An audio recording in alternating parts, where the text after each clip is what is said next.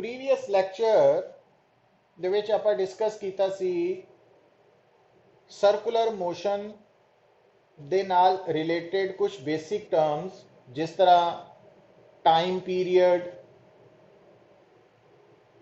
Frequency, angular position, angular displacement है ना। और तुसी ਉਹਦੇ ਵਿੱਚ ਇਹ ਨੋਟ ਕੀਤਾ ਸੀ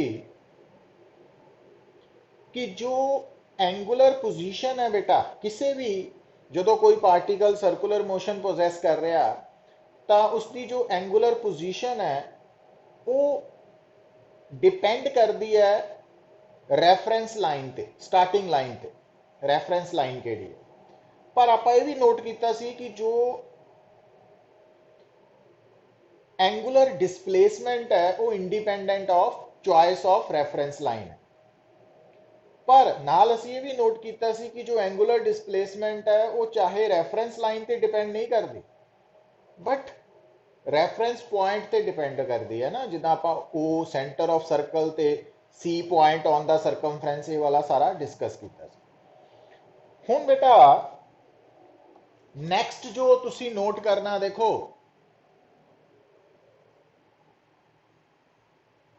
हुण अगर वो सेंटर ऑफ द सर्कल है, R radius of the circle है और पार्टिकल सर्कुलर पाथ पोजेस कर रहा है, इस तरह घूम रहा है ना। हम देखो भाई अगर बेटा पार्टिकल दी पोजीशन है A when the time is 0 और पार्टिकल दी पोजीशन है B जदों टाइम है T, ਇਹਦਾ मतलब पार्टिकल ਨੂੰ A ਤੋਂ B ਪਹੁੰਚਣ ਲਈ, ਹੁਣ ਗੱਲ ਨੂੰ ਸਮਝਿਓ ਪੁੱਤ, A ਤੋਂ B ਪਹੁੰਚਣ ਲਈ ਟਾਈਮ ਲੱਗ ਗਿਆ T। ਹੁਣ ਦੇਖਿਓ ਪੁੱਤ, ਅਗਰ ਹੁਣ ਗੱਲ ਨੂੰ ਧਿਆਨ ਦਿਓ, ਹੁਣ ਜਦੋਂ ਪਾਰਟੀਕਲ A ਤੇ ਹੈ ਤਾਂ ਅਸੀਂ ਤੁਹਾਨੂੰ ਦੱਸਿਆ ਹੀ ਹੋਇਆ ਕਿ ਅਗਰ ਇਹਨੂੰ ਅਸੀਂ ਮੈਂਸ਼ਨ ਨਾ ਕੀਤਾ ਜਾਏ ਤਾਂ ਅੰਡਰਸਟੂਡ ਹੈ ਕਿ ਜਿਹੜੀ ਹੋਰੀਜ਼ੋਨਟਲ ਲਾइन है ना वो रेफरेंस लाइन है पासिंग थ्रू द सेंटर और सेंटर जो है वो रेफरेंस पॉइंट है। तो ये मान के ही चलना, जिथे कोई स्पेशल केस आएगा उत्थे बस फर्क होना, अदरवाइज ये अंडरस्टूड है। हुण क्योंकि पार्टिकल बेटा एट टाइम 0 ए ते है तो इस करके इनिशियल पोजीशन जो है, इनिशियल एंगुलर पोजीशन 0 है और फाइनल एंगुलर पोजीशन अगर बेटा थीटा वा तो फाइनल एंगुलर पोजीशन थीटा वा, इनिशियल एंगुलर पोजीशन 0 है तो इस करके एंगुलर डिस्प्लेसमेंट थीटा आ गई। Theta is the angular displacement. हुण इट मीनस आ जिहड़ा सर्कुलर मोशन हो रहा इहदे विच जदों पार्टिकल A तो B शिफ्ट होया विद इन टाइम T तो उसकी एंगुलर डिस्प्लेसमेंट तो थीटा वा बेटा। हुण ध्यान दियो बेटा, हुण पार्टिकल इस कर्व्ड पाथ के उपर जिसनों तुसी ज्योमेट्री च आर्क बोलते हैं, तो आ जिहड़ी आर्क है बेटा ए बी, तो पार्टिकल इहदे उपर मूव करके ए तो बी पहुंचया वा। हुण अगर आपां इस आर्क की लेंथ एल ले लेने तो एल बेटा इहदी लेंथ है इस आर्क की लेंथ, तो ये आर्क की तो लेंथ है पर जदों पार्टिकल ए तो बी शिफ्ट होया तो ओदी सेंटर ते एंगुलर डिस्प्लेसमेंट है with respect to centre theta और डिस्टेंस कवर्ड है एल, डिस्टेंस कवर्ड है एल, ठीक है।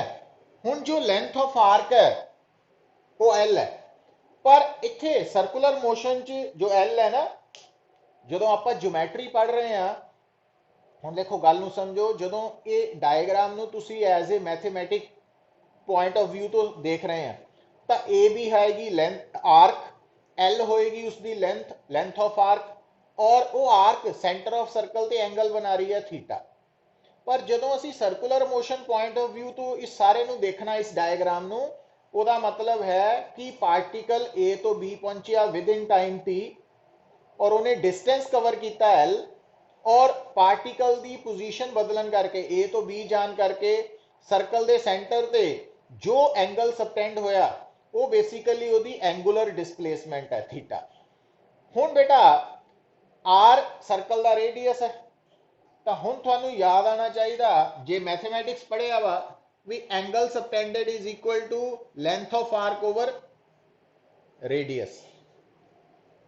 तो एंगुलर हुण इत्थे असीं इहनूं एंगल सबटेंडेड नहीं कहना, इत्थे angular displacement distance covered radius.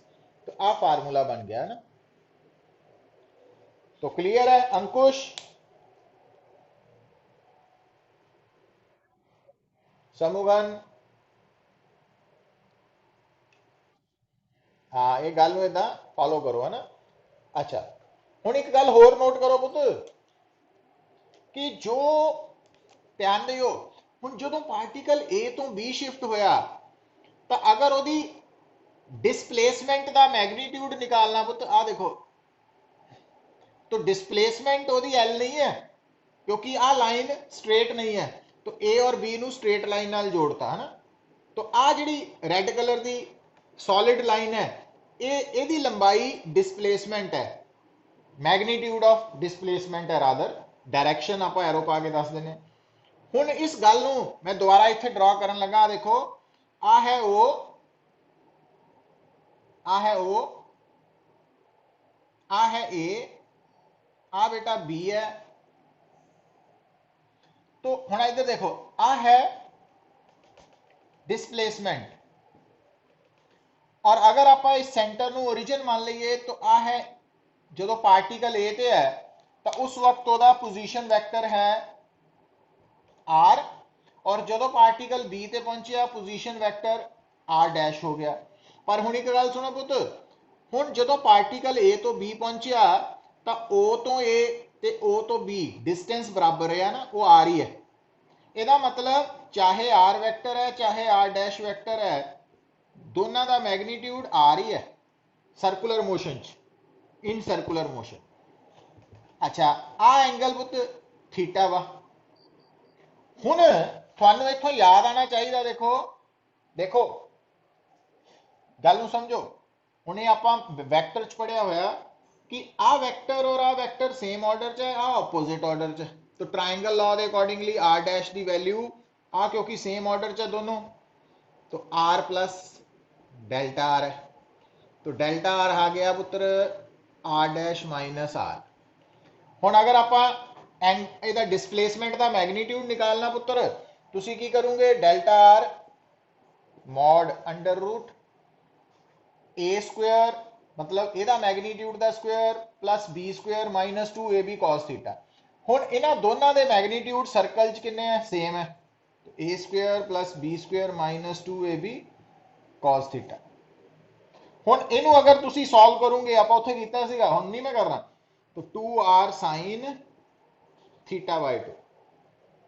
तो ये उत्थे आप डिस्कशन बड़ी डीपली की हुई है 2r sin थीटा बाय 2 क्योंकि आर स्केयर बाहर निकल जाना ना 1 प्लस 1 माइनस 2 कॉस थीटा फिर 2 कॉमन निकल जाना 1 minus cos theta 1 minus cos theta नू आप साइन स्केयर थीटा बाय 2 लिख सकते हैं बाय है ना 2 sine square theta by 2।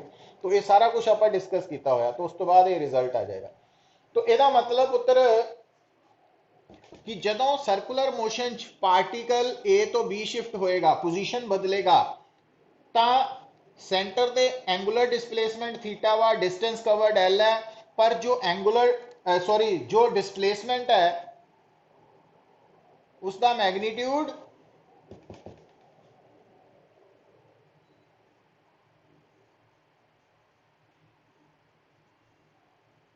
This one है।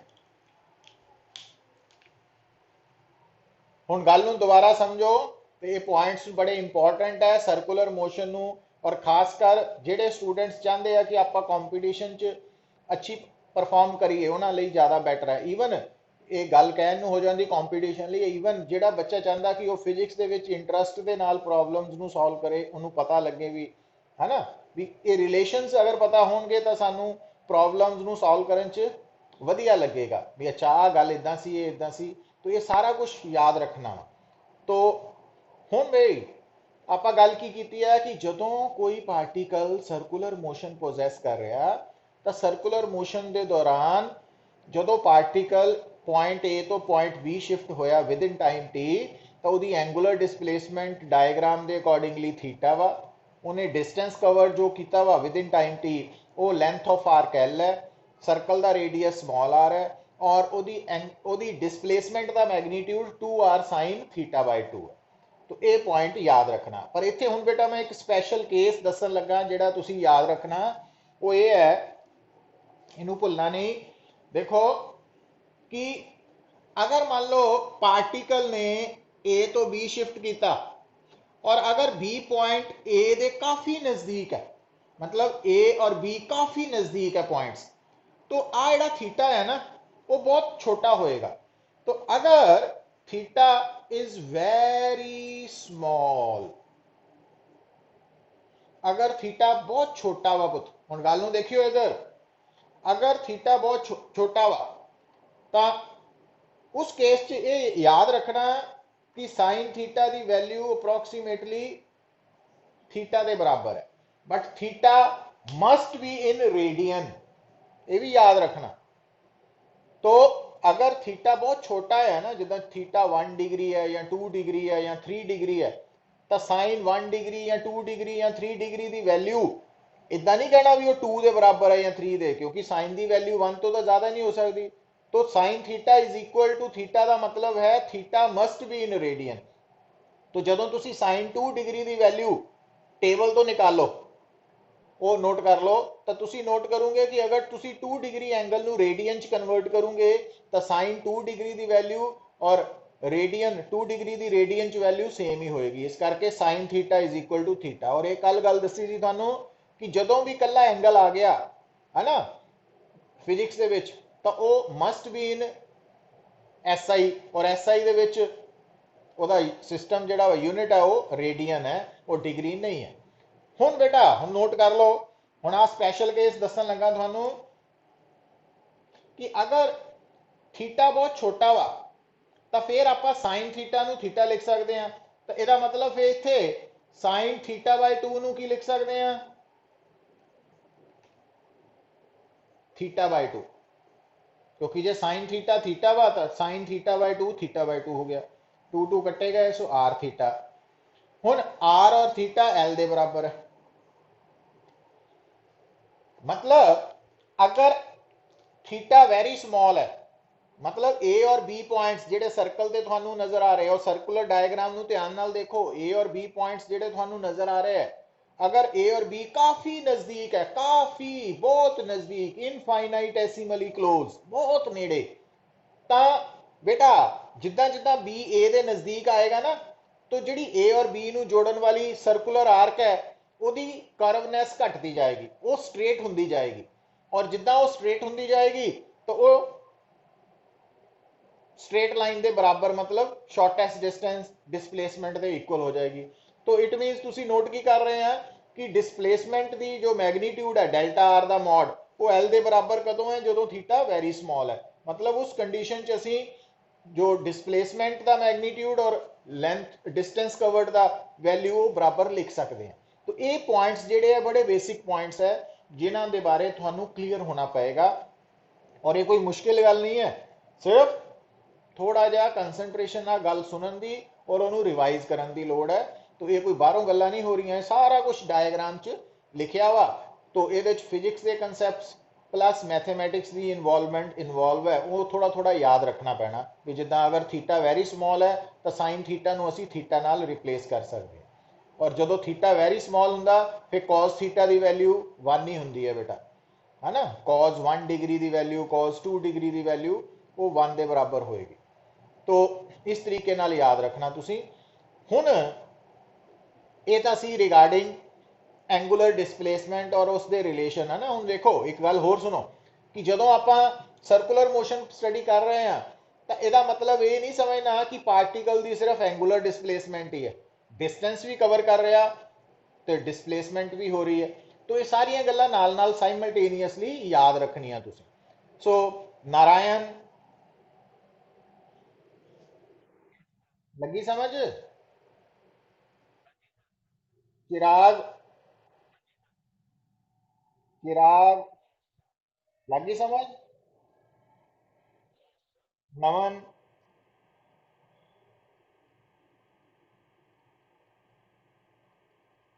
नमन, आर्यन,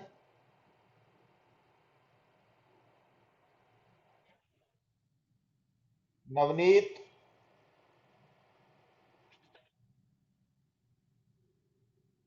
और पिछले लेक्चर यूट्यूब पे है, देख लें। नवनीत, ठीक है ठीक है। लक्ष्य,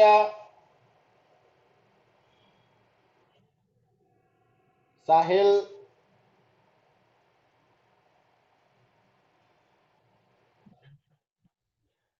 ठीक है बेटा। ਹੁਣ देखो, ਹੁਣ ਜਦੋਂ बेटा ਆਪਾਂ ਗੱਲ ਕਰਨ ਲੱਗੇ ਆ ਇਸ ਤੋਂ ਨੈਕਸਟ ਟਰਮ ਦੀ, ਉਹ ਹੈਡਿੰਗ ਲਿਖ ਲਓ, एंगुलर, एंगुलर वेलोसिटी।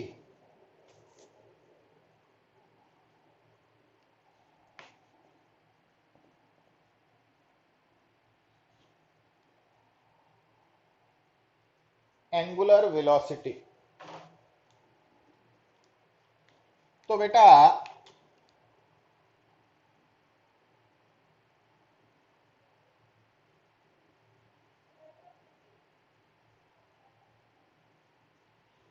देखो, जो एंगुलर वेलोसिटी है, ਹੁਣ एक गल याद रखनी, एक्चुअली जिस तरह थानू दसिया सी कि एक हुंदी वेलोसिटी, एक हुंदी एवरेज वेलोसिटी, उदा ही एंगुलर वेलोसिटी भी दो तरह की है, angular velocity and average angular velocity. तो जिथे एवरेज आ गई वो रेशो आ जानी है। जे अपन कोई कहे एवरेज एंगुलर वेलोसिटी की है तो तुसी कह देना angular displacement over time taken दी रेशो। तो जे एंगुलर वेलोसिटी है तो वो आ जानी है rate of change of angular position with respect to time. जिदा याद करो, वेलोसिटी की सी rate of change of position with respect to time, तो एंगुलर वेलोसिटी है rate of change of angular position with respect to time. जिहड़ी average velocity सी वो सी ratio of displacement to time taken, तो एवरेज एंगुलर वेलोसिटी की है ratio of angular displacement to time taken. तो मतलब आ रिलेशन है, वो सेम डेफिनेशन है, बस एंगुलर एंगुलर ऐड हो गया दोनों पास। हुण पुत्र जदों थोड़े सामने कोई पार्टिकल सर्कुलर पाथ फॉलो कर रहा है ना, तो उस केस दे विच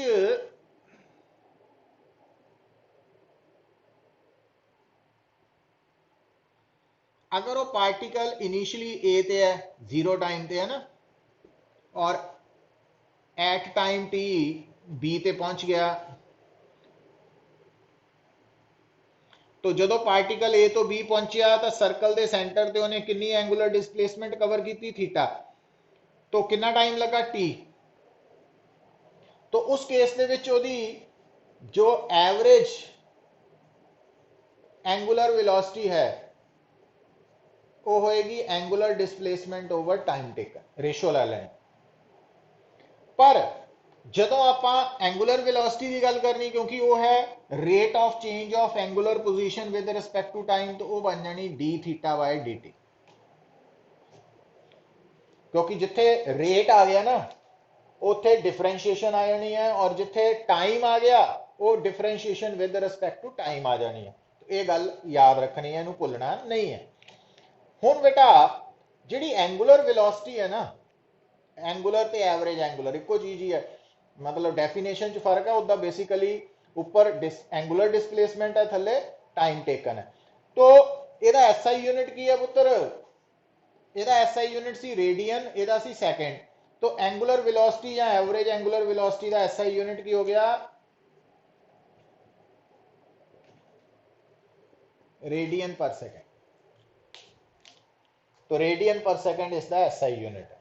हुण ध्यान देना। अच्छा हुण गल सुनियो पुत, कई बारी पता की हुंदा स्टेटमेंट दे विच बड़ी बार तुसी नोट करोगे, थोड़ा जिहा अलर्ट रहना पैना आपां नूं।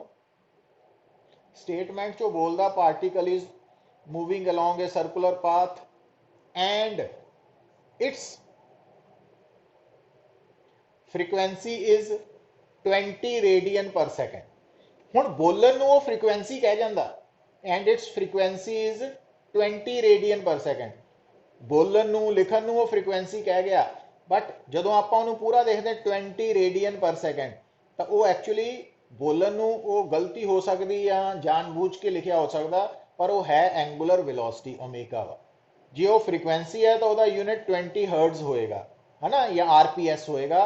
तो इदा भी आप चैक करना वा, कई बार स्टेटमेंट च वो गलती जान के इंट्रोड्यूस की जाती या अपने आप हो गई है, तो उत्थे तुसी अलर्ट रहना पुत। तो पर उन्होंने आप अगे करांगे उनका डिस्कस।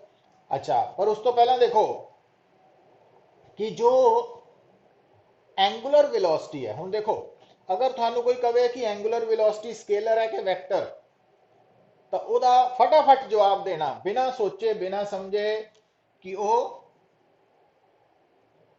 Vector vector. जबकि जदों आप एंगुलर डिस्प्लेसमेंट की गल की सी पुत्र, थानू याद होएगा जी एंगुलर डिस्प्लेसमेंट है ओदा आंसर स्केलर है कि वैक्टर देन लगे असी दो हिस्से करके दसना कि स्मॉल लई वैक्टर है, लार्ज लई स्केलर है। बट एंगुलर वेलोसिटी हमेशा वैक्टर है, ये छोटा वड्डा कोई फर्क नहीं पैना, तो ये वैक्टर क्वांटिटी है। और अगर एंगुलर वेलोसिटी वैक्टर क्वांटिटी है तो यदि डायरेक्शन कितना दसनी है, राइट हैंड थंब रूल। मतलब वो थोड़े सामने जो सर्कल है वो देख रहे हैं एरो के अकॉर्डिंगली जो पार्टिकल है ना वो सर्कुलर पाथ फॉलो कर रहा क्लॉक एंटी क्लॉकवाइज डायरेक्शन। तो एंटी क्लॉकवाइज डायरेक्शन च फॉलो कर रहा हो तो तुसी की करना, अपना जो राइट हैंड है वो फिंगर्स नू करल कर लेना, इदा फिंगर्स नू करल करके, है ना, फिंगर्स करल कर लिया। हुण इहदे च थंब जिहड़ा वा वो स्ट्रैच कर लेना, तो फिंगर्स की करलिंग एरो वर्क होनी चाहिए है। तो हुण इस केस च एंगुलर वेलोसिटी आउटवर्ड है, बाहर नू है, ठीक है।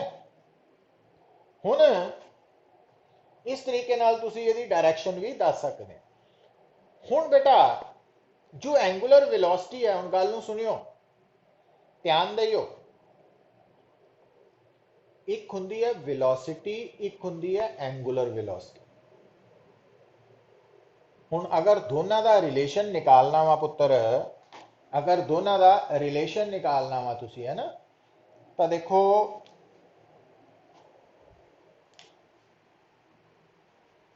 इस डायग्राम के अकॉर्डिंगली थीटा के बराबर है एल बाय आर, और L is equal to R theta, L is equal to R theta. हुण बेटा देखो कि जदों असी दोनों साइड्स नू टाइम दे नाल डिफरेंशिएट करिए, तो जदों आप डिफरेंशिएट करन लगे तो लैफ्ट साइड ते तो एल ही है, जिहड़ा राइट साइड है ना उत्थे आर और थीटा है। पर एक गल देखो, सर्कल दे विच जदों पार्टिकल सर्कल च मूव कर रहा, तो चाहे पार्टिकल ए ते है चाहे बी ते है, तो आर तो सेम ही रहना, रेडियस का मैग्नीट्यूड, है ना। तो इस कारण करके आर कांस्टेंट है सर्कुलर मोशन लई। तो इट मीनस जदों पार्टिकल सर्कुलर मोशन पोजेस कर रहा तो एल ने चेंज होना, थीटा ने चेंज होना, बट आर ने नहीं चेंज होना। हुण जदों आपां इहनूं डिफरेंशिएट करांगे विद रिस्पेक्ट टू टाइम,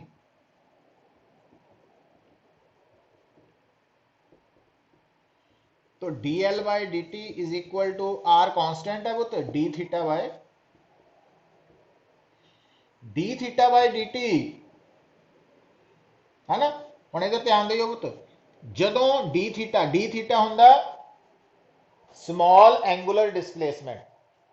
हुण तुहानूं याद है आपां पिछे ही हुणी 10 मिनट पहला ही डिस्कस करके आए हैं कि अगर एंगुलर डिस्प्लेसमेंट स्मॉल है तो फिर जो डिस्टेंस कवर्ड है ते डिस्प्लेसमेंट है दोनों का मैग्नीट्यूड बराबर होएगा। आप प्रूव किया सी ना कि मॉड डेल्टा आर जो है वो एल के बराबर है। सो इसका मतलब उस केस के विच चाहे एल कहन नूं डिस्टेंस है बट डी एल की value small angular sorry DL ਦੀ ਵੈਲਿਊ ਡਿਸਪਲੇਸਮੈਂਟ ਦੇ ਮੈਗਨੀਟਿਊਡ ਦੇ ਬਰਾबर ही है। इस कारण करके डिस्प्लेसमेंट ओवर टाइम टेकन वाला कंसेप्ट आ गया। तो इस केस च आ जाना वा तुहाडा वेलोसिटी और आ गई ਇਹਦੇ अकॉर्डिंगली एंगुलर वेलोसिटी। तो ਜਦੋਂ भी ਅੱਜ ਤੋਂ ਬਾਅਦ देखो ਹੁਣ ਇਹ ਗੱਲ बड़ी इंपॉर्टेंट है, डेरिवेशन भी इंपॉर्टेंट है और इस रिजल्ट ਨੂੰ हमेशा ਲਈ याद रखो कि अगर ਤੁਹਾਡੇ सामने कोई पार्टिकल सर्कुलर पाथ फॉलो कर रहा तो अगर थानू उस सर्कल का रेडियस पता और उस पार्टिकल की वेलोसिटी पता है ना, तो तुसी एंगुलर वेलोसिटी कढ़ सकते हो। जे एंगुलर वेलोसिटी पता तो रेडियस पता तो वेलोसिटी निकाल सकते हैं। v is equal to R omega. ये स्केलर फॉर्म च है, इन स्केलर फॉर्म मैग्नीट्यूड की गल कर। तो वैक्टर फॉर्म भी डिस्कस करांगे बट ये स्केलर है, बड़ी इंपॉर्टेंट है, तो ये याद रखना। हुण पुत्र एक गल नोट करो कि जिस तरह ध्यान दियो बेटा, तुहानू याद होएगा एक मोशन हुंदा यूनीफॉर्म मोशन।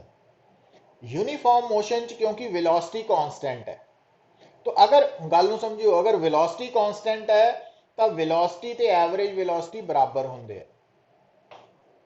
ठीक है ना, प्रूव किया आप, डिस्कस किया सी सारा, ये रिजल्ट याद है। उसी तरह याद रखो कि अगर तुहानू कोई कहे कि एक पार्टिकल, हुण गल नू सुनियो, मैं बोलना भी है, उन्होंने ध्यान नाल समझ लियो, दोबारा भी आएगा।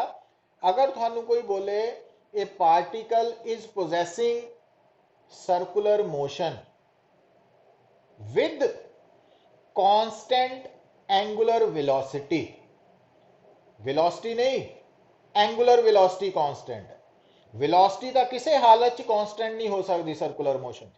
तो अगर कोई पार्टिकल सर्कुलर पाथ फॉलो कर रहा और सर्कुलर पाथ फॉलो करते वक्त वो एंगुलर वेलोसिटी कांस्टेंट है तो उस मोशन को असीं कहने आ बेटा uniform circular motion. Uniform circular motion.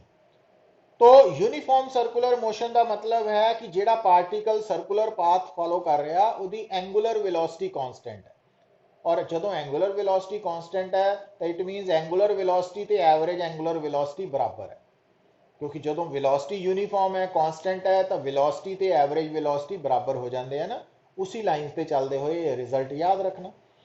हुण अगर गल नूं समझो, हुण बेटा अगर गल नूं हुण फॉलो करियो, अगर तुहाडे सामने जिहड़ा सर्कुलर मोशन हो रहा वो यूनीफॉर्म सर्कुलर मोशन है तो उस केस दे विच यूनीफॉर्म सर्कुलर मोशन दे विच क्योंकि जी एंगुलर वेलोसिटी है और एवरेज एंगुलर वेलोसिटी वो बराबर है, इक्वल है, तो उस केस दे विच क्योंकि ओमेगा और आह बराबर है तो आप थीटा बाय टी लिख सकते हैं ना, मतलब इनू भी थीटा बाय टी लिख सकते। तो जिस तरह यूनीफॉर्म मोशन दे विच असी वेलोसिटी नू डिस्प्लेसमेंट ओवर टाइम टेकन की रेशो नाल भी निकाल सकते हैं। क्यों? क्योंकि जो वेलोसिटी है वो एवरेज वेलोसिटी के बराबर होंदी है ड्यूरिंग यूनीफॉर्म मोशन। उसी तरह नाल यूनीफॉर्म सर्कुलर मोशन च जो एंगुलर वेलोसिटी है वो एवरेज एंगुलर वेलोसिटी के बराबर है, तो इस करके असी उस वक्त एंगुलर वेलोसिटी नू D theta by D T तो भी निकाल सकते हैं, तो theta by T angular displacement over time taken की रेशो तो भी निकाल सकते हैं। हुण मैं गल कित्थे लैके चलना पुत्त, हुण ध्यान दियो, अगर तुहाडे सामने जिहड़ा सर्कल बनिया ना, इस सर्कल च पार्टिकल ए तो चलदा होया पूरा चक्कर कट के वापस ए ते आ जाए, ए तो चले, ए तो स्टार्ट होया, चलदा चलदा चलदा वापस ए ते आ गया, तो असीं कहना वन रेवोल्यूशन कंप्लीट हो गई। और आफ्टर वन रेवोल्यूशन कंप्लीट हो गई तो एक रेवोल्यूशन नू कंप्लीट करने लई जिन्ना टाइम लगा वो हुंदा टाइम पीरियड। और जो पार्टिकल ए तो चल के वापस ए ते आ गया पुत, तो आ जिहड़ा एंगल है ये ओदी एंगुलर डिस्प्लेसमेंट है ड्यूरिंग वन रेवोल्यूशन। एक रेवोल्यूशन के दौरान ओदी एंगुलर डिस्प्लेसमेंट जिहड़ी 360 डिग्री भी है या 2 पाई रेडियन भी है। तो ਇਹਦਾ मतलब अगर थोड़े सामने सर्कुलर मोशन हो रहा और उस सर्कुलर मोशन का टाइम पीरियड पता वा तो तुसी उस सर्कुलर मोशन की एवरेज एंगुलर वेलोसिटी जी है वो थीटा बाय टी तो अगर निकालन की कोशिश करिए तो 2π/t आ गई है ना। और अगर थोड़े सामने जो सर्कुलर मोशन है अगर वो यूनीफॉर्म सर्कुलर मोशन है मतलब उस मोशन के दौरान एंगुलर वेलोसिटी कांस्टेंट होंगी है तो फिर एवरेज और एंगुलर वेलोसिटी बराबर हो गई हैं। तो इट मीनस एंगुलर वेलोसिटी जो है उन्होंने निकालन का फार्मूला थोड़े को 2π/t भी आ गया टाइम पीरियड। हूँ ये फार्मूला काम कितने आना थोड़े बेटा। हूँ अगर मैं थानू कहा कि अर्थ जो है वो सन के अबाउट रिवॉल्व कर रही है in circular path and it's time period is 1 year find its angular velocity. तो तुसी क्योंकि हुण इत्थे अर्थ का टाइम पीरियड दिता वा time taken to complete 1 revolution तो तुसी हुण इत्थे ओमेगा कड्ढण लई एंगुलर वेलोसिटी कड्ढण लई 2π/t फार्मूला च t 1 ईयर ले लेना और ईयर नू सैकेंड च कन्वर्ट कर लेना। अच्छा अगर मैं थानू कहां अर्थ का एंगुलर वेलोसिटी निकालो अबाउट इट्स ओन एक्सिस। हुण अर्थ अपनी एक्सिस के अबाउट भी घूम रही है और ਉਹਦੇ अबाउट ਉਹਦਾ टाइम पीरियड 24 आवर है। ਇਹਦਾ मतलब अगर ਤੁਸੀਂ अर्थ की एंगुलर वेलोसिटी निकालनी है अबाउट इट्स ओन एक्सिस तो ਤੁਸੀਂ ਇੱਥੇ t की वैल्यू फार्मूला ਕਿਹੜਾ सूट करना ਤੁਹਾਨੂੰ 2π/t और t कितना लेना ਤੁਸੀਂ 24 आवर ਉਹਨੂੰ सैकेंड बना लेना है ना। इसी तरह नाल अगर थोड़े सामने क्लॉक है घड़ी है सूइयां वाली वो तीन सूइयां होंदियां seconds hand minutes hand hours hand. तो जी आवर्स हैंड है ना घंटे वाली सूई है वह टाइम पीरियड 12 आवर है 12 घंटे 12 घंटे चो पूरा चक्कर कर दी 24 नहीं। तो इस करके जो आवर्स हैंड है वह जो अपना टाइम पीरियड 12 आवर होने करके वो एंगुलर वेलोसिटी 2π/12 आवर आर नू सैकेंड कन्वर्ट कर लेना। जी मिनट्स हैंड है वो एंगुलर वेलोसिटी कड्ढण लई ਉਹਦਾ टाइम पीरियड 1 आवर है। जी मिनट वाली सूई है वो 1 घंटे चक्कर पूरा करती है ना ਉਹਦਾ टाइम पीरियड 1 है। अच्छा जी सैकेंड वाली है ਉਹਦਾ टाइम पीरियड 1 मिनट है 60 सैकेंड। तो इस तरीके दे नाल अगर थानू किसी सर्कुलर मोशन का टाइम पीरियड पता वा तो तुसी ਉਹਦੀ एंगुलर वेलोसिटी 2π/t तो निकाल सकते हैं। और बेटा अगर आप याद करिए क्योंकि 1 बाय टाइम पीरियड फ्रीक्वेंसी हुंदा रेसिप्रोकल है ना ਇਹਦਾ मतलब ओमेगा की वैल्यू 2 अगर थानू फ्रीक्वेंसी दी है पुत फ्रीक्वेंसी मतलब आरपीएस है ना। तो जे आरपीएम दिता तो पहला उन्होंने 60 ना डिवाइड करके आरपीएस बना लेना। तो अगर आरपीएस दिता नंबर ऑफ रेवोल्यूशन पर सेकेंड तो फ्रीक्वेंसी दी है उस फ्रीक्वेंसी को अगर 2π ना मल्टीप्लाई करोगे तो वो थोड़ी एंगुलर वेलोसिटी बन जाएगी। थोड़ी का मतलब जिस बॉडी का मोशन तुसी स्टडी कर रहे हैं ओदी। तो ये है कुछ बेसिक पॉइंट्स जो एंगुलर वेलोसिटी बारे थानू पता होने चाहिए है। और एंगुलर वेलोसिटी तो लीनियर वेलोसिटी v कितना कढ़नी है तो v is equal to R omega ना। तो ये याद रखना पुत। हुण ये बारे मैं थानू गल करके दसदा पूरी डिटेल च गल करते हैं आप। तो ये दिमाग च रखनी गल। हुण इत्थे तक क्लीयर है लक्ष्य भरत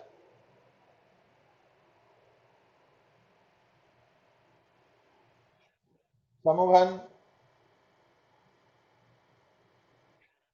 चिराग आर्यन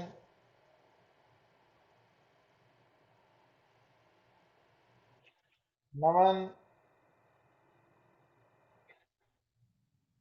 नारायण नवनीत अंकुश साहिल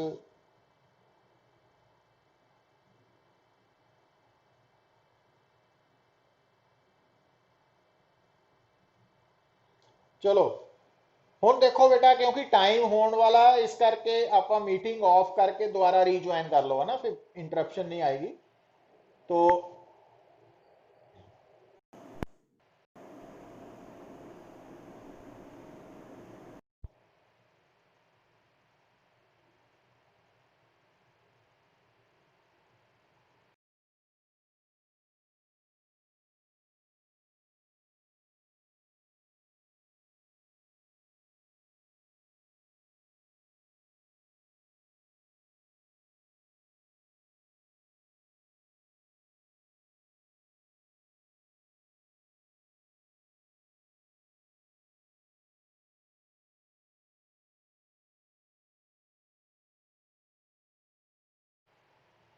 देखो बेटा हुण एक गल होर नोट करनी तुसी वो की है कि अगर एंगुलर वेलोसिटी की गल करिए तो फस्ट इंप्रैशन साडे सामने इस तरह आंदा वा कि जो एंगुलर वेलोसिटी है ਇਹਦਾ कंसर्न सर्कुलर मोशन ਦੇ ਨਾਲ है बट इस तरह की कोई गल नहीं है बेटा हुण जिस तरह अगर थोड़े सामने सपोज मान लो आ है एक पॉइंट पी फिक्स्ड पॉइंट मान ले है ना ये पी है और एक पार्टिकल बेटा एक पार्टिकल मूव कर रहा अलोंग ए स्ट्रेट पाथ और एट एनी टाइम वो जिहड़ा पार्टिकल है ओदी पोजीशन ये है और एट दैट टाइम ओदी जिहड़ी वेलोसिटी है पुत वो है इस तरह आ है वेलोसिटी मीनस जदों पार्टिकल पॉइंट ए ते है उस वक्त ओदी जिहड़ी वेलोसिटी है वी ओदी डायरेक्शन भी आपां एरो नाल शो करती है ना हुण अगर थानू कोई बोले कि इस पार्टिकल दी एंगुलर वेलोसिटी निकालो with respect two point P हुण देखो मैं गल की दस रहा क्योंकि आम तौर पर जो असीं एंगुलर वेलोसिटी बारे पढ़ते हैं तो वो बेसिकली सर्कुलर मोशन नाल जोड़ के पढ़ते हैं ना इस करके साडे दिमाग 'च मिसकनसैप्शन बन जाती है कि वो कंसर्न सिर्फ सर्कुलर मोशन नाल है बट इदा नहीं है हुण जदों थोड़ा पार्टिकल मूव कर रहा तो वह मोशन जो है वो कोई भी होए तो अगर सानू उस वक्त वो पोजीशन और वो वेलोसिटी की डायरेक्शन पता तो असी वो एंगुलर वेलोसिटी निकालनी है given point P they about है ना जिस पॉइंट के अबाउट वो भी दसिया होएगा तो उस केस के विच तुसी की करना सब तो पहला उसकी पोजीशन जिहड़ा फिक्स्ड पॉइंट है रेफरेंस पॉइंट जिन्होंने कह सकते हैं और पोजीशन ऑफ पार्टिकल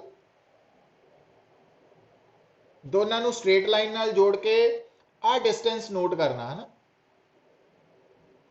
मान लो आ डिस्टेंस एल है ये नोट कर ले उस तो बाद तुसी आ जिहड़ी रेफरेंस पॉइंट और पार्टिकल की पोजीशन नूं जोड़न वाली स्ट्रेट लाइन है इनू एक्सटेंड कर देना स्ट्रेट लाइन नूं और एंगल नोट कर लेना ना तो आ एंगल नोट कर लिया हुण तुसी इस वेलोसिटी के दो कंपोनेंट्स बनाने V cos theta V sine theta ना कंपोनेंट्स बन गए रेक्टेंगुलर तो हुण बेटा इस पार्टिकल की पी पॉइंट के अबाउट एंगुलर वेलोसिटी किद्दां निकालनी है तुसी कि वेलोसिटी का वो कंपोनेंट लेना जिहड़ा पार्टिकल ते रेफरेंस पॉइंट नूं जोड़न वाली स्ट्रेट लाइन दे परपेंडिकुलर है मतलब V sine theta divided by L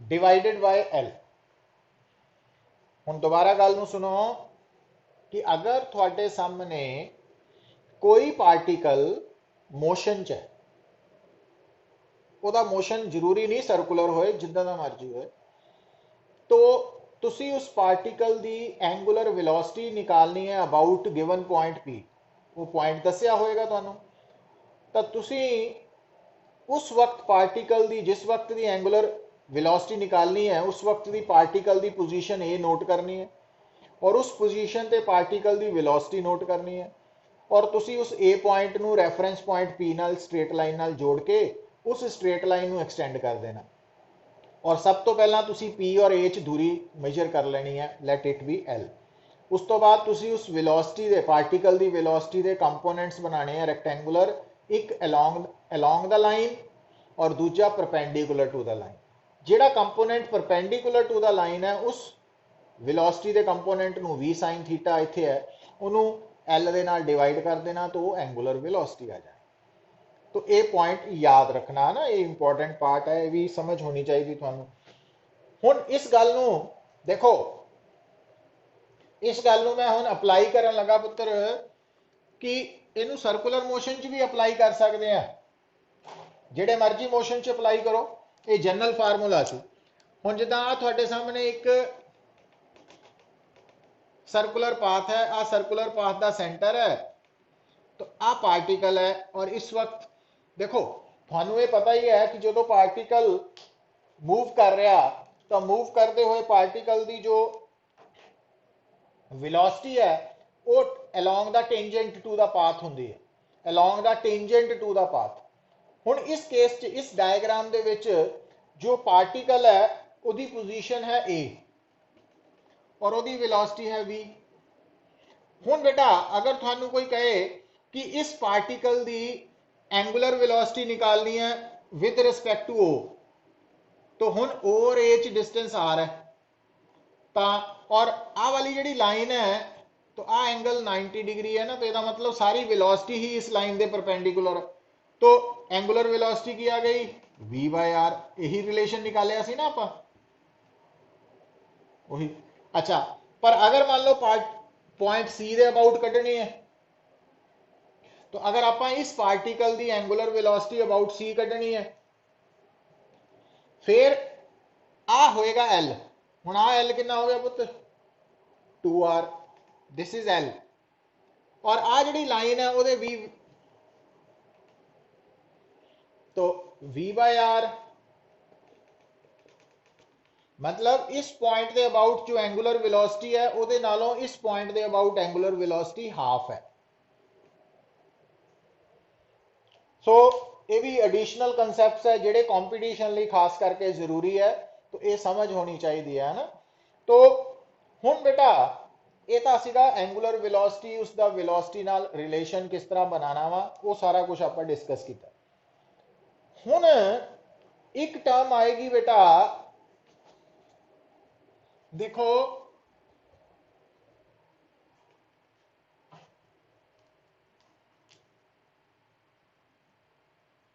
angular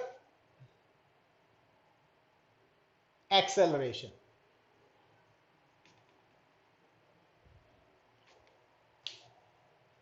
हुण जो एंगुलर एक्सेलरेशन है एक्चुअली एक जिदा एक्सेलरेशन है तो एवरेज एक्सेलरेशन है, उदा ही एंगुलर एक्सेलरेशन है तो एवरेज एंगुलर एक्सेलरेशन। तो एक्सेलरेशन की सी rate of change of velocity with respect to time, तो एंगुलर एक्सेलरेशन हो जाएगी rate of change of angular velocity with respect to time, मतलब अल्फा की वैल्यू, तो दूसरी तरफ जेडी एवरेज एंगुलर एक्सेलरेशन है,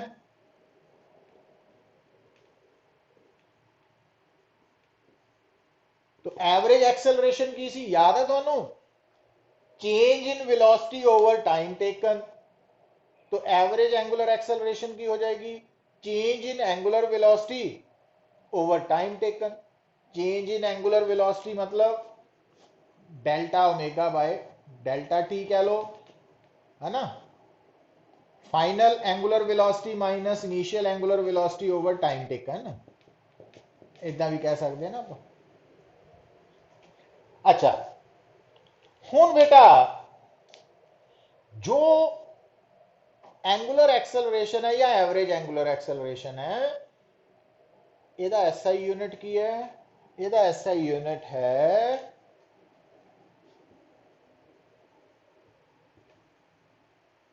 क्योंकि ਇਹਦਾ है रेडियन पर सेकेंड और आ है सेकेंड, तो रेडियन पर स्क्वायर सेकेंड,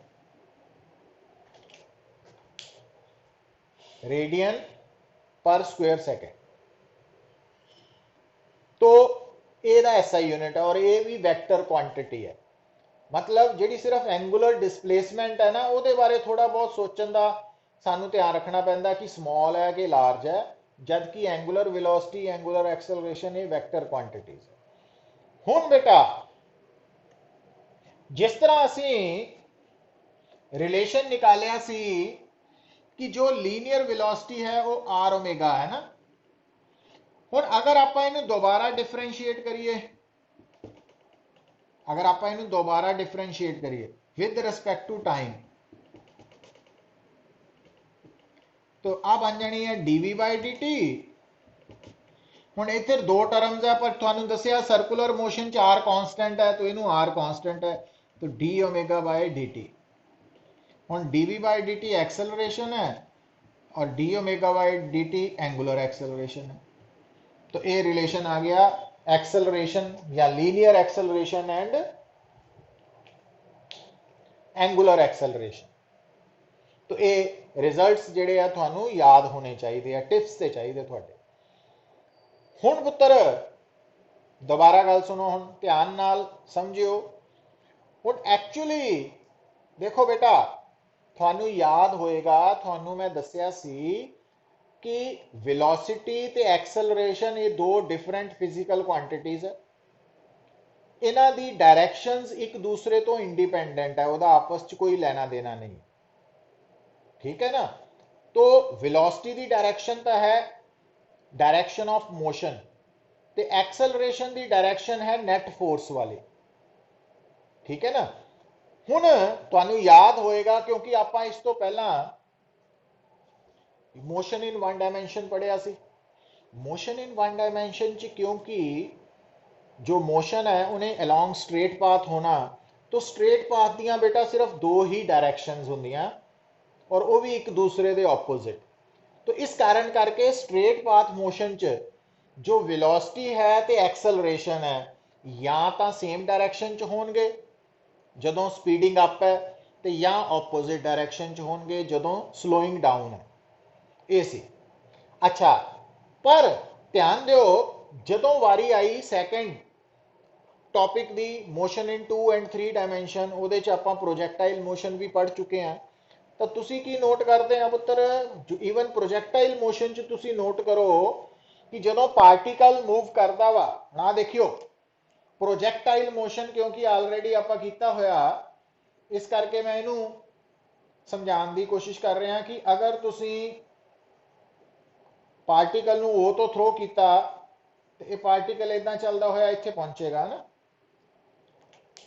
हुण आराम नाल गल समझनी है तो दसना भी है, जवाब भी देना। देखो हुण स्टार्टिंग ते आ है वेलोसिटी दी डायरेक्शन, मतलब जो पार्टिकल होते हैं ना तो उसकी वेलोसिटी इस तरफ है, पर इस पूरे प्रोजैक्टाइल मोशन के दौरान पार्टिकल जिथे मर्जी होए, जिस मर्जी टाइम पे होए, तो एक्सेलरेशन हमेशा नीचे नहीं रहनी है, माइनस जी जे कैप है ना पगे, तो एक्सेलरेशन हर वक्त यही रहनी, थले नहीं रहनी। सो इसका मतलब हम देखो जदों प्रोजैक्टाइल शुरू च है तो उसकी वेलोसिटी इस तरफ है, तो एक्सेलरेशन आ है, तो आ जिहड़ा एंगल बन रहा वेलोसिटी और एक्सेलरेशन ये मोर दैन 90 डिग्री है, ऑब्ट्यूज एंगल है। जदों ये प्रोजैक्टाइल सुनो हम पुत्र, जदों ये प्रोजैक्टाइल हाईएस्ट पॉइंट ते पहुंचा इत्थे, तो तुहानू याद होएगा कि एंगुलर प्रोजैक्टाइल के केस च हाईएस्ट पॉइंट ते जिहड़ी वेलोसिटी है वो सारी दी सारी होरिजोनटल वाल हो जाती है, तो पर एक्सेलरेशन तो थले ही रहनी है ना 90 डिग्री। अच्छा, और जो प्रोजैक्टाइल लैंड किया इत्थे, तो इस केस च बेटा क्योंकि प्रोजैक्टाइल जो इत्थे पहुंचा तो उसकी वेलोसिटी अलॉन्ग द टेंजेंट होनी है, तो आ एक्सेलरेशन है। हुण आ एंगल एक्यूट है। हुण प्रोजैक्टाइल क्योंकि 2D मोशन की एग्जाम्पल है, तो इत्थों आपां नूं क्लीयर हो रहा कि जिहड़ी एक्सेलरेशन है ते जिहड़ी वेलोसिटी है पुत, उहदे विच जिहड़ा एंगल है आपस जिहड़ा एंगल बनदा वो ऑब्ट्यूज भी हो सकता, 90 डिग्री भी हो सकता, एक्यूट एंगल भी हो सकता, ठीक है ना। तो ये गल नूं समझना वा, याद रखना वा, क्योंकि वन डायमेंशनल मोशन च एक्सेलरेशन या तो वेलोसिटी दे अलॉन्ग होनी या ऑपोजिट होनी, बस दो ही ऑप्शन होनी। बट 2D मोशन च या 3D मोशन च ये ऑप्शन खत्म हो गई। हुण मतलब एक्सेलरेशन ते वेलोसिटी च एंगल ਲੈਸ ਦੈਨ 90 भी हो सकता, इक्वल टू 90 भी हो सकता, मोर देन 90 भी हो सकता। तो ये रिजल्ट याद रखना ना, इन्हों भुलना नहीं। हुण मैं इस गल नूं हुण दोबारा देखियो बेटा, इस गल नूं मैं थोड़ा जिहा इलैबोरेट कर रहा। तो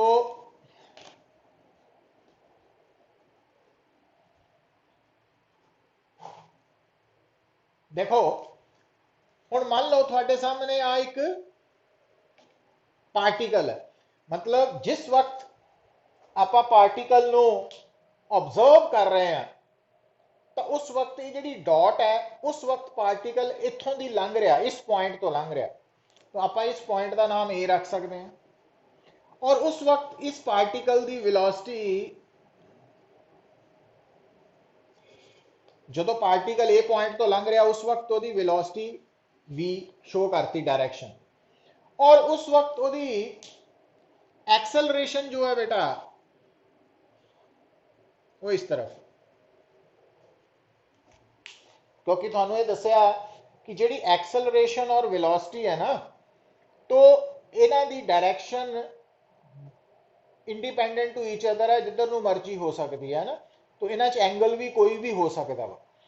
हुण ये आपां एक जनरल डिस्कशन कर रहे हैं कि थोड़े सामने जिहड़ा पार्टिकल है उसकी वेलोसिटी ते एक्सेलरेशन की डायरेक्शन अलग अलग है, और जिद्दां नज़र आ रही है आपस च एक्यूट एंगल बना रही है। हुण पुत गल नूं समझो, अगर आपां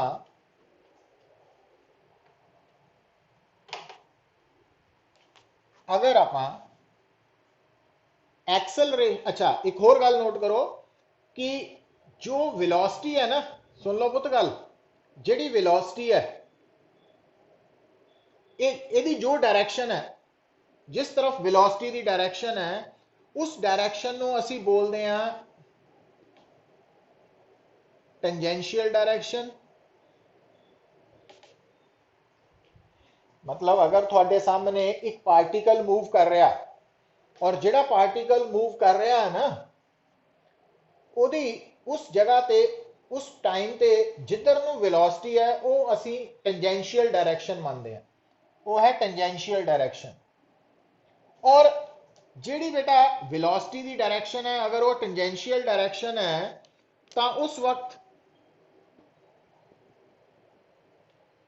जिहड़ी टेंजेंशियल डायरेक्शन है ਉਹਦੇ जिहड़ी परपेंडिकुलर लाइन है ਉਹਨੂੰ ਅਸੀਂ ਕਹਿੰਦੇ ਆ रेडियल डायरेक्शन।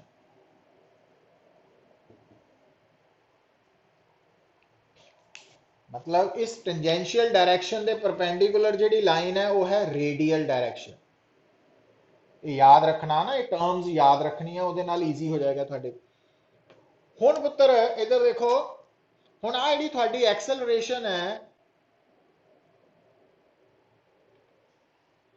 तो आ जिहड़ी एक्सेलरेशन है, इस एक्सेलरेशन की डायरेक्शन ना तो पूरी तरह नाल टेंजेंशियल है, ना पूरी तरह नाल रेडियल है, नहीं है। तो अगर मैं इस एक्सेलरेशन के हैड तो वेलोसिटी की लाइन के उपर परपेंडिकुलर ड्रॉ करा, तो आ जिहड़ा वैक्टर है पुत्र, आ वाला वैक्टर, ये इस एक्सेलरेशन का कंपोनेंट है। मतलब आ जिहड़ा वैक्टर है, आ वाला और आ वाला, आ दोनों सेम ऑर्डर च है, आ ऑपोजिट ऑर्डर च है ना, आ एक्चुअली ए वैक्टर है आ वाला। तो आ दोनों मिलके आ बन रहा अकॉर्डिंग टू ट्राइंगल लॉ। सो इसका मतलब आ दोनों इस वैक्टर के कंपोनेंट है। हुण क्योंकि ये वाला वैक्टर ए वैक्टर है एक्सेलरेशन, तो आ दोनों एक्सेलरेशन के कंपोनेंट्स है, आ दोनों एक्सेलरेशन के कंपोनेंट्स है। हुण पुत आ जिहड़ा कंपोनेंट है आ वाला, ये एक्सेलरेशन का कंपोनेंट तो है, पर इसकी डायरेक्शन टेंजेंशियल है। तो आप इसनूं कहने आ एक्सेलरेशन का टेंजेंशियल कंपोनेंट। ते आ जिहड़ा दिस वन, ये भी एक्सेलरेशन का ही कंपोनेंट है, पर इसकी डायरेक्शन रेडियल है, ए आर। और अकॉर्डिंग टू ट्राइंगल लॉ आ दोनों मिलके इनू बना रहे हैं, मतलब एक्सेलरेशन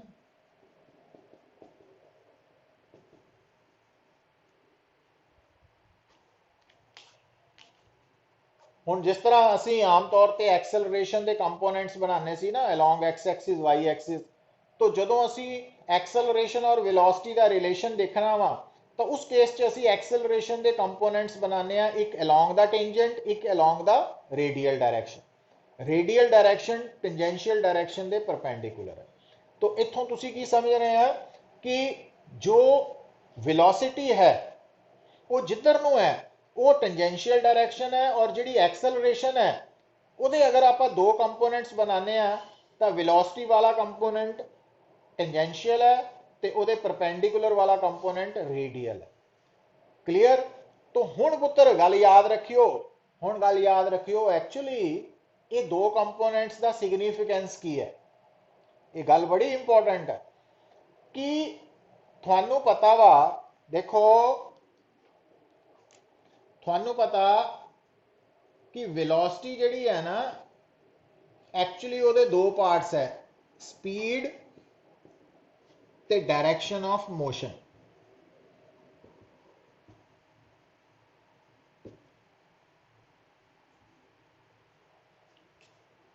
आ दो पार्ट्स ਨੂੰ मिल के वेलोसिटी बनती है। हुण पुत्र इधर देखो, अगर speed direction of motion velocity tangential acceleration radial acceleration acceleration, हुण अगर थानू कोई कहे, गल सुनो, अगर थानू कोई कहे स्पीड कांस्टेंट है, डायरेक्शन ऑफ मोशन भी कांस्टेंट है, मतलब थोड़े सामने जिहड़ी पार्टिकल मूव कर रहा ना तो उसकी स्पीड ना ही डायरेक्शन ऑफ मोशन बदल रही है, तो यदा मतलब वेलोसिटी भी कांस्टेंट है। तो जो वेलोसिटी नहीं बदलनी तो एक्सेलरेशन जीरो है, तो जो एक्सेलरेशन जीरो है इसका मतलब दोनों कंपोनेंट्स भी जीरो है। क्यों? क्योंकि हुण जिहड़ी मैं गल दसन लगा पुत, एक्सेलरेशन का कंसर्न है वेलोसिटी के चेंज होने नाल।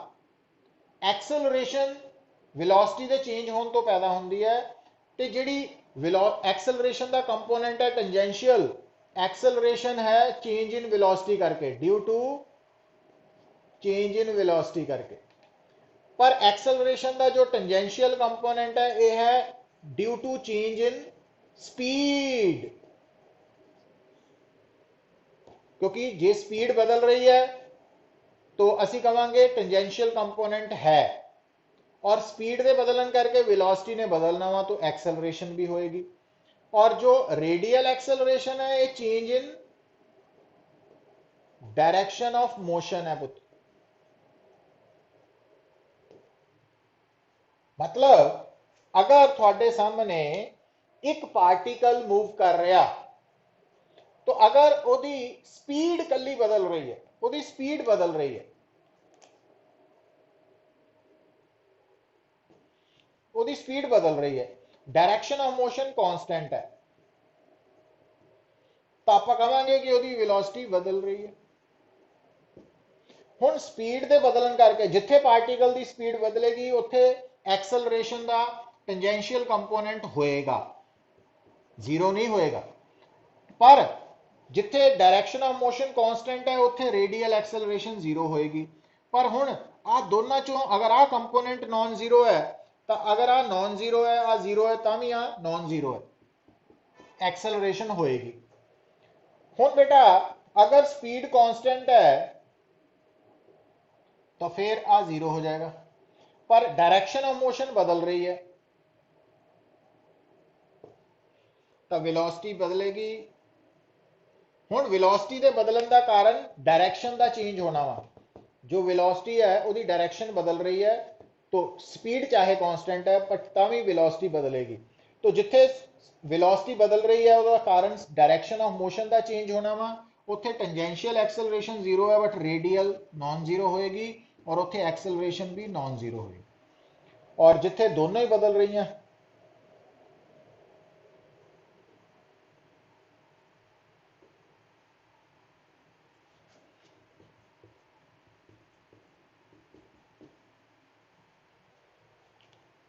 ਹੁਣ बेटा इत्थे डायग्राम च देखो, ध्यान दिओ।